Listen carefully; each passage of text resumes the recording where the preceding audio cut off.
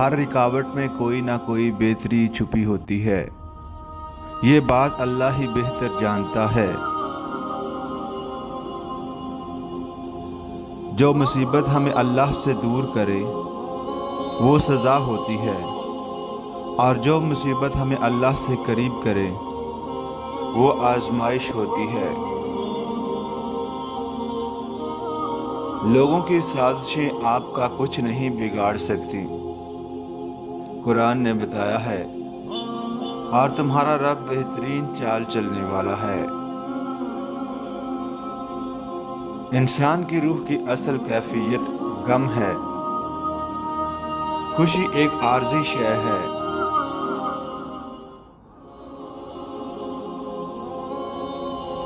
اللہ کو پا کر کبھی کسی نے کچھ نہیں کھویا، اور اللہ کو کھو کر کسی نے کبھی کچھ نہیں پایا۔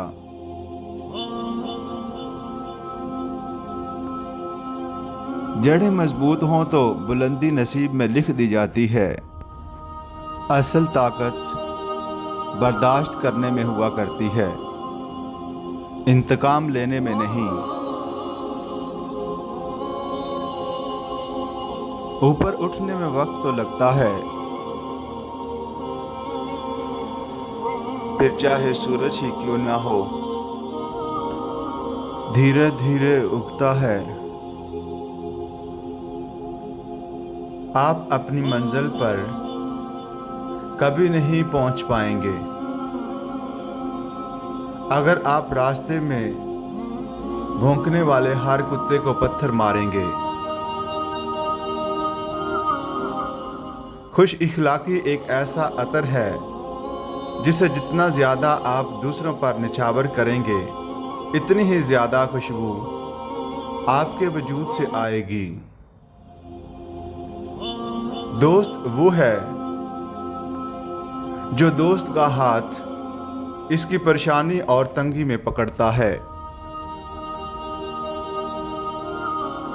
ہر بار قصور تربیت کا نہیں ہوتا، بعض اوقات کچھ رنگ صحبتوں کے بھی چڑھ جاتے ہیں۔ محنت اتنی خاموشی سے کرو کہ تمہاری کامیابی شور مچا دے۔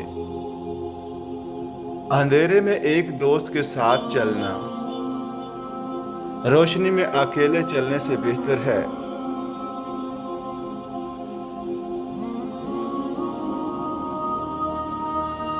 جو شخص تمہارے سامنے کڑوی سے کڑوی بات کر دے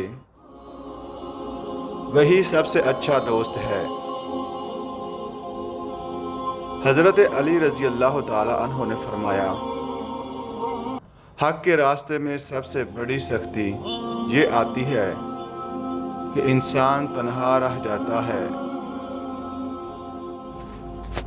زندگی ہمیں خوبصورت دوست دیتی ہے، لیکن اچھے دوست ہمیں خوبصورت زندگی دیتے ہیں۔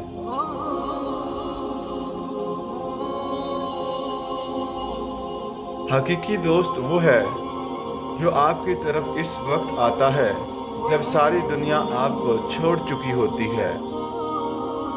ہمارے الفاظ، خیالات، خواب، جذبے، عمل اور دعائیں ہمارے باطن کا عکس ہوا کرتی ہیں۔